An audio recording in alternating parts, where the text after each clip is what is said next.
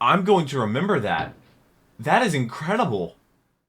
Generic intro that gives me. Here back with some more Bad Weapon Academy by Fish Stick on a Stick. Today we have the third degree, which I have never used this weapon before. I don't know if I've ever seen anybody else use this weapon before. I'm pretty sure it's a pyro melee, so it should be really interesting to learn and hear about this. I'm also going to be live streaming today, hopefully from 5 to 7 p.m. over on Twitch. Link in the description. I'll be live streaming Team Fortress 2, so you can come and check that out. I would love to do that. I always have a fun time streaming Team Fortress 2 and playing with some viewers and people that join, and just we have a great time. It's a lot of fun, and I'm learning the game slowly but surely, and it's just a great time. Shout out to the patrons down below. They get the videos a day early, so I have a paywall on the channel. But also, if you want to check out last video, which was the Equalizer, I'll leave it right up there. Also, link down below in the description. Also, being a playlist on my channel with all of my other Bad Weapon Academy reactions. I think I'm gonna actually make the playlist so you can binge watch all the Bad Weapon Academies, as well as it's gonna be in Team Fortress one as well. So thank you to everybody. Thank you to everybody that subscribes and everybody that leaves comments. I love reading your comments. I read every single comment on every single video. Channel's doing great right now. We should be very close to 33,000 subscribers right now, which is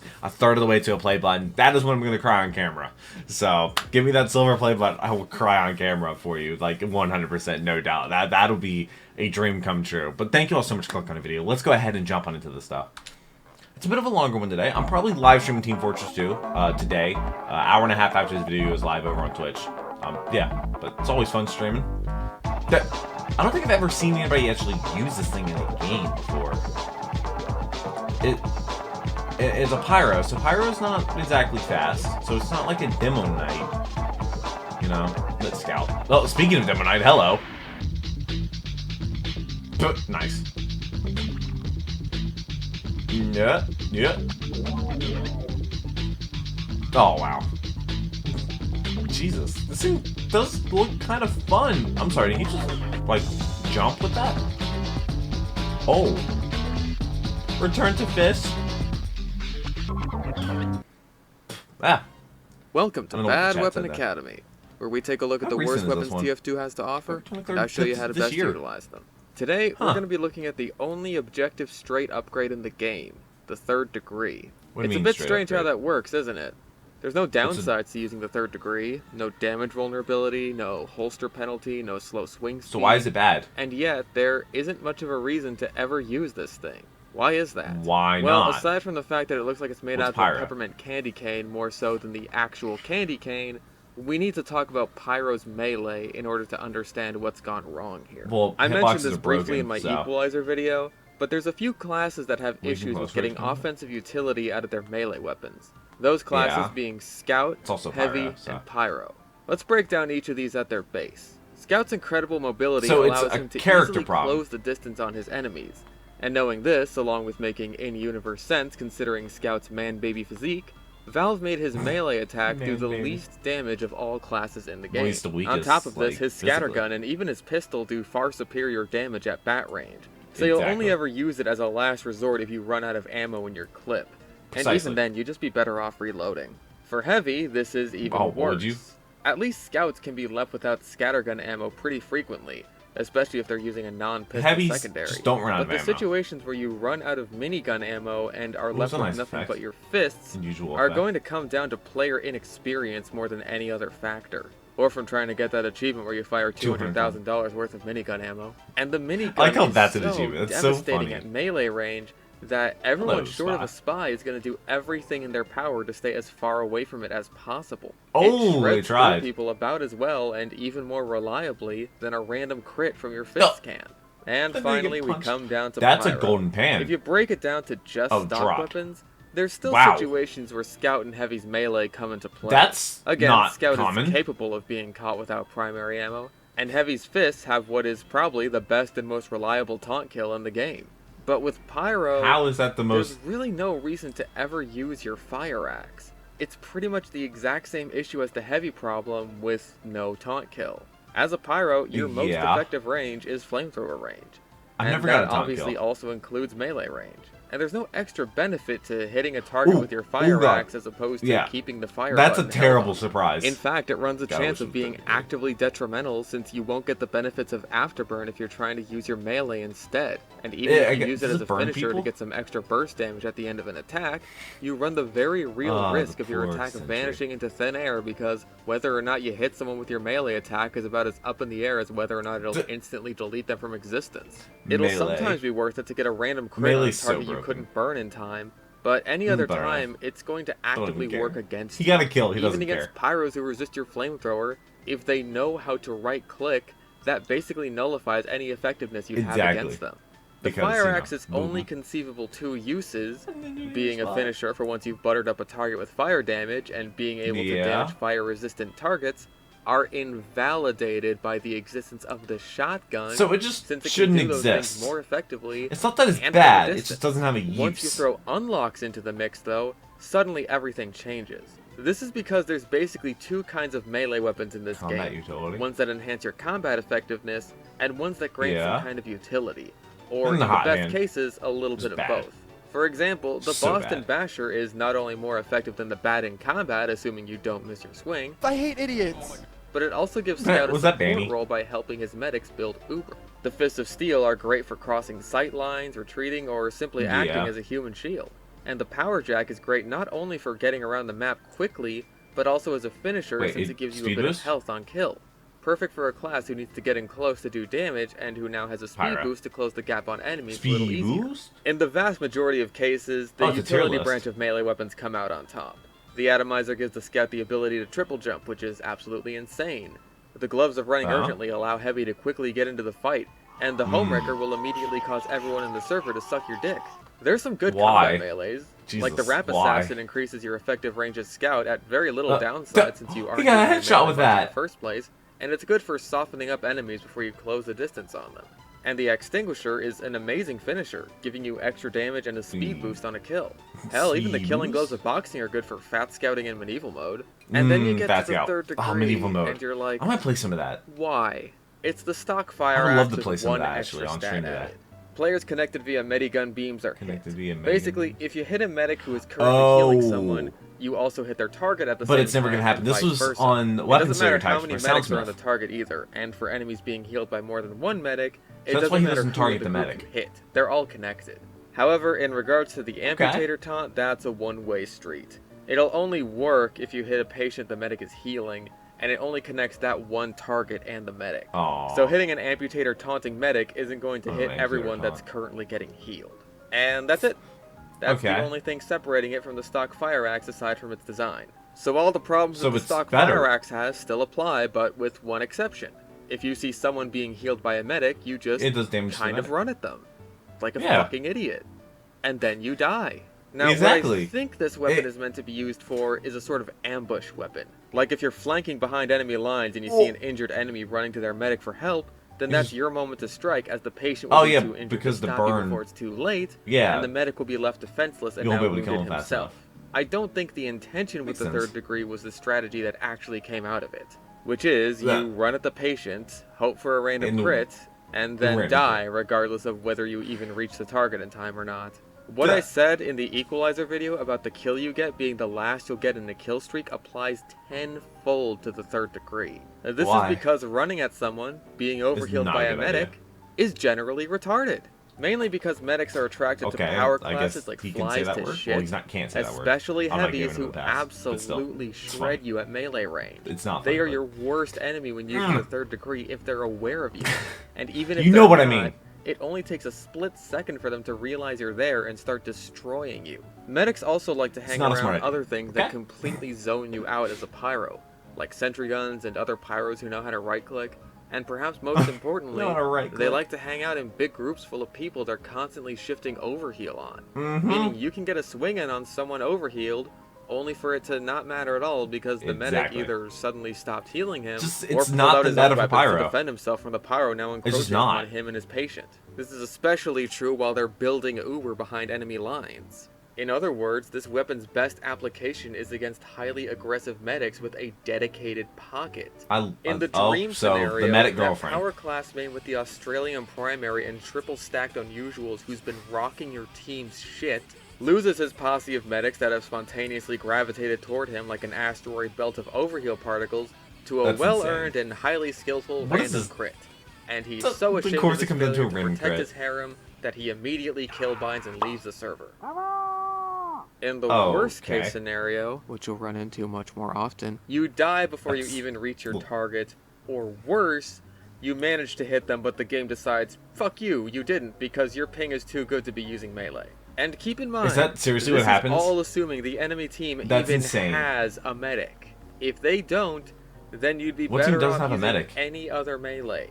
Even the stock fire axe, since at least you can festivize that. In order to get over that obstacle, to see if the bonus degree is worth using in whatever server it is you're playing in, you can check to see if anyone on the enemy team is earning points during setup, you can listen for voice lines, fairly basic. Or you can temporarily go spy in the setup time to see if there's a medic on the other team in the first place. This is also how you can tell if it's the best possible scenario to be using the third degree. What are those scenarios? If the medic is using the Vaccinator or the Quick Fix. Pyro already has something of an advantage over Vaccinator medics. The reason being, he's one of 2 classes in the game that can equip weapons that deal more than 1 damage type. Of course, even then, that's true. He can stack those kinds of uber effects twice in a row while his pocket kills you. This design was so well thought out. But if you want to run a flare gun, jetpack, or for some ungodly reason the gas passer, then don't use the gas passer ever. Be even more effective. Vaccinator medics and their patients are often under the usually correct opinion that they're basically untouchable because they're abusing an overpowered piece of shit medigun.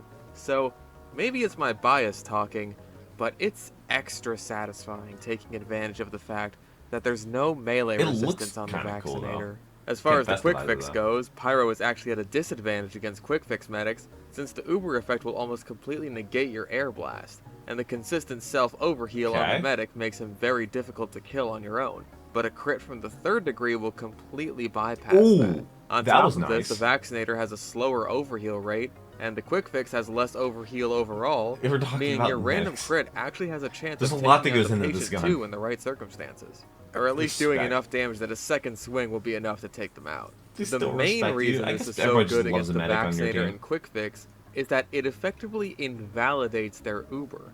And the third degree really can't do that for the Crits Krieg or stock. The stock's Uber will completely nullify your attacks, obviously, and the Crits Krieg makes it an even worse idea to run screaming at the patient, and in the case of at least a few classes, it's a better idea to just start air blasting. But for the Vaccinator and Quick Fix, he may as well not have an Uber while you're using the third degree. It's actually kind of awesome. As frustrating as this weapon can be to use a lot of the time, this alone puts it above the 9th circle of hell, where the Thompson and Gas Passer currently reside. Also, unlike the Thompson, the end goal here is to actually kill the medic. It's not bad. And the third degree can do that just fine, even if it does need some help from Gaben's magic touch to do so reliably. As far as your secondaries go, the jetpack and detonator can be good options for closing the distance on faraway medics that you can get an unexpected drop on. If you're in a fight, you know you can sustain, which is to say usually when you're overhealed yourself. It's a good idea to butter up the medic with your flamethrower of choice before going in. And then you hit him. Or if you're at longer range, you can hit the medic with a flare before going in, assuming you have a line of sight on him. Keep in mind, if you're going for more ambush-centric playstyle, that can alert the medic to your position before you go in.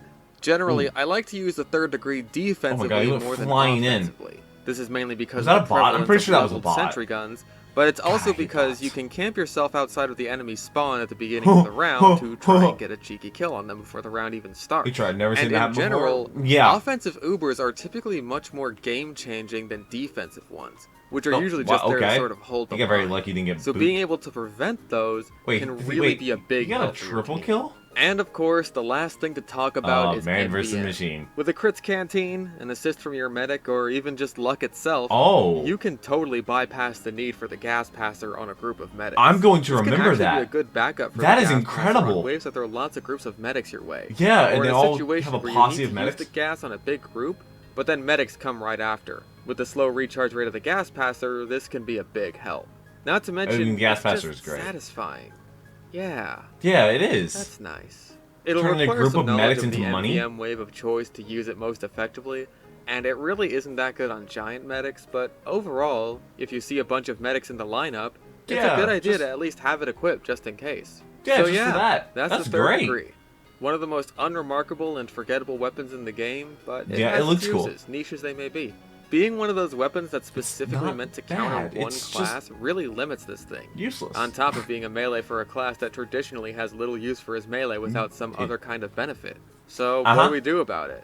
Well, I like the concept of hitting players connected by buffing effects. So let's just increase the effectiveness as much as possible. Make it so players getting healed by a dispenser or even the payload card better scatter if they see a 3rd degree pyro coming.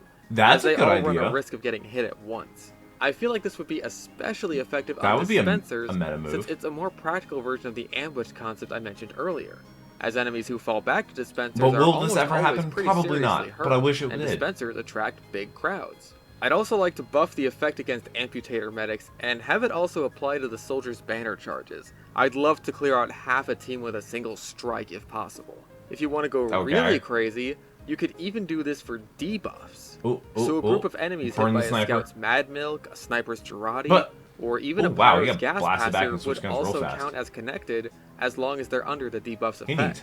With the gas passer in particular, you could make a pretty interesting combo tool out of this. Or you could coordinate with your team to pull off some pretty insane plays with this idea.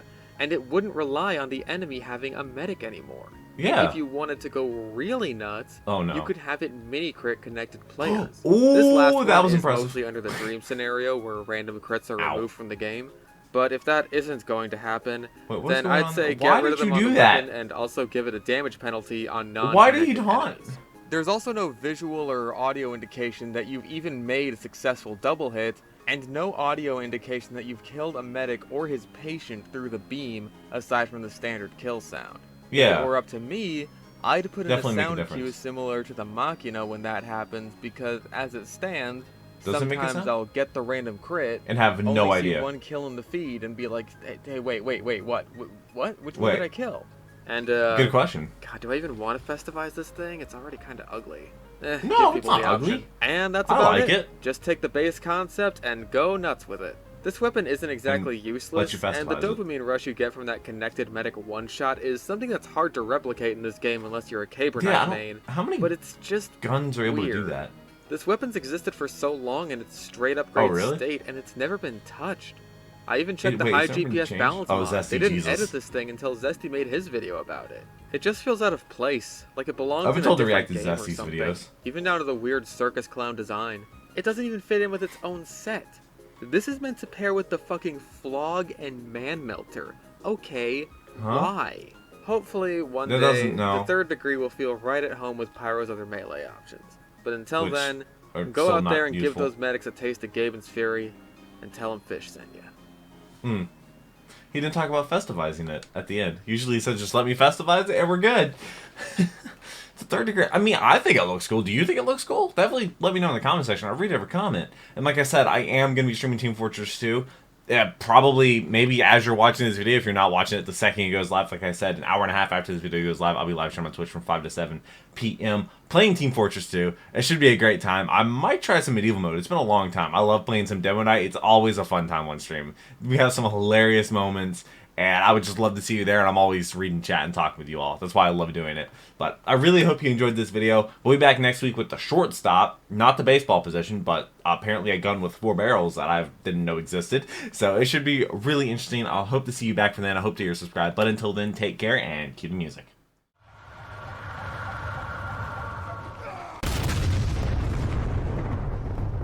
We were playing an asshole.